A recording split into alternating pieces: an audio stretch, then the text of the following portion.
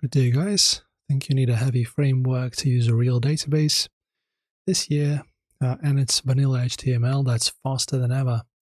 Today I'm showing you the direct link method to connect Supabase to a standard HTML file. No NPM, no build steps, just pure speed.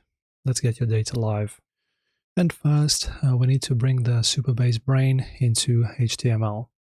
So inside your head tag, paste the fastest JS deliver or unpkg script tag for Supabase JS.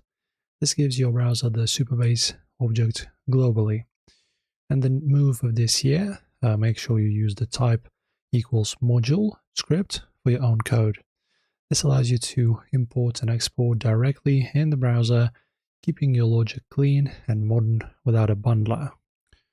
And then you just grab your credentials. You need to go to Supabase dashboard, then to project settings, and then API.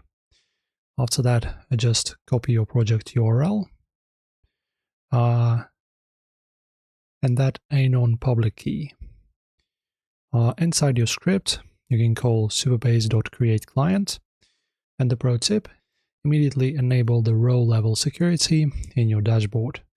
Since your keys are visible in the HTML source code, RLS is your only line of defense.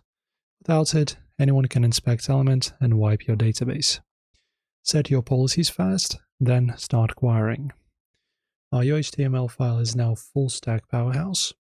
Hopefully this setup saved you from 500 megabytes of node modules folder. Give the video a like, guys, and subscribe.